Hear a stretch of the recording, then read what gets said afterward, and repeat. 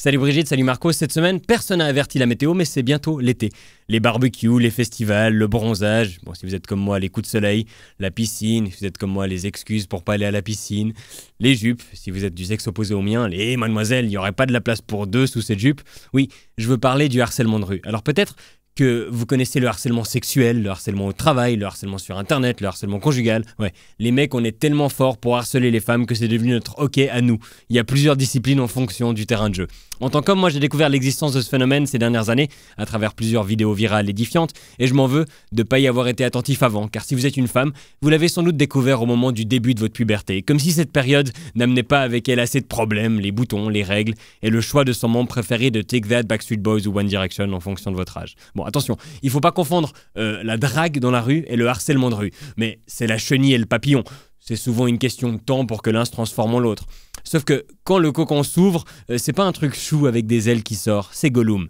Le harcèlement de rue, c'est quand, dans l'espace public, un homme essaie de créer un contact avec une femme qui n'est pas intéressée. Donc dire bonjour, sourire, engager la conversation de façon polie, ça va. Mais si elle montre qu'elle veut pas, si elle a ses écouteurs, si elle accélère le pas, si elle dit non, si elle dit qu'elle a un copain, si elle répond pas, si elle a l'air mal à l'aise et que vous insistez, bah c'est du harcèlement. Bon, dans certains cas, le premier contact est tellement irrespectueux, vulgaire, intrusif ou désagréable qu'elle a même pas besoin de répondre, mais c'est directement du harcèlement. J'appelle ça un trou du cul en un. Par rapport au golf, le trou en un, trou du cul en un.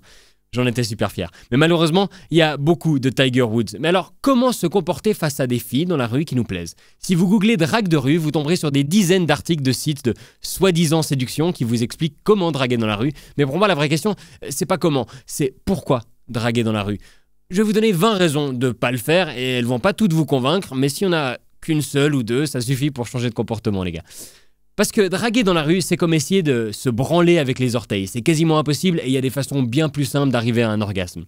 Parce que si t'arrives à draguer dans la rue, c'est que t'as pas besoin de draguer dans la rue et qu'il y a des lieux beaucoup plus adaptés à ton art. On n'aurait pas idée de faire du tennis sur l'eau, par exemple. Enfin, à part à Roland-Garros. Parce que non, un petit compliment, ça fait pas toujours plaisir. Un petit compliment, c'est comme un bonbon. Ça fait plaisir quand ça vient de quelqu'un qu'on aime bien. Mais quand c'est d'un inconnu chelou dans la rue, on n'en veut pas.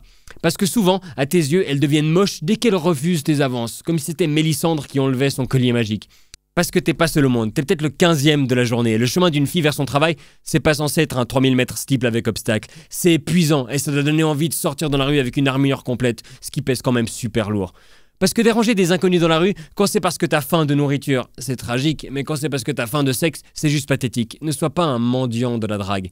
Parce que non, t'es pas obligé de lui faire remarquer qu'elle a du style, elle est au courant, elle a choisi ses habits, et puis t'es pas Christina Cordula. Parce que siffler, c'est une technique de drague qui marche surtout sur les oiseaux. Bon, moi je suis jaloux, je sais pas siffler. Une fois j'essayais, puis une fille m'a dit faut mettre la langue, et paf, je lui ai roulé une pelle. True story. Parce que non, c'est pas la femme de ta vie, c'est la femme de sa vie à elle, avec des trucs à faire. Et parce que définition, tu peux pas avoir une femme de ta vie à chaque coin de rue, à moins d'être un chat ou Jésus. Parce que la drague, c'est réciproque, il faut le consentement, de l'intérêt mutuel, ça s'impose pas unilatéralement, c'est de la vraie démocratie. Le harcèlement de rue, c'est le 49.3. Parce que oui, on veut tous vivre la scène des films américains, avec les regards qui se croisent, le vent dans les cheveux, la musique et le ralenti. Mais la vraie vie, c'est pas comme dans les films. Si tu croises une fille qui marche au ralenti avec un ventilateur dans la gueule et qui te fixe pendant 45 secondes, c'est que t'es caméraman sur un clip de Beyoncé. Parce que 95% des femmes ont déjà vécu des épisodes d'agression ou de harcèlement et que forcément votre approche va le leur rappeler. Et commencer un processus de séduction avec une des deux personnes qui a peur, c'est mal barré. Moi, quand je parle avec une fille, j'ai déjà suffisamment peur pour deux. Parce qu'il y en a beaucoup qui se prennent pour Sherlock Holmes et dont la technique c'est de suivre les filles. Le seul endroit où tu as le droit de suivre une fille, c'est Instagram. Parce que les filles dans la rue, c'est pas comme dans Pokémon. Le but, c'est pas de les attraper juste parce que tu les croises. Parce que c'est une manière de montrer que la rue appartient aux hommes et que les filles ne font que passer sur notre territoire. C'est tellement notre territoire que les mecs, avec 2 verres dans le nez, on pisse partout pour le marquer. Parce que les techniques, les filles les ont déjà toutes essayées. Ignorer, faire semblant d'être au téléphone, accélérer le pas, se balader en groupe, mentir. Peut-être qu'on pourrait essayer une technique, nous. Les laisser tranquilles. Parce qu'une fois que la rue sera redevenue un lieu sûr, convivial, où on peut tous flâner, peu importe notre sexe ou notre accoutrement, sans craindre les invectives, que ça ressemble enfin à un clip de Macklemore avec tout le monde qui danse et qui chante, bah là, il y aura sûrement moyen d'attraper un petit 06. Mais en attendant, bonne semaine, et calmez-vous.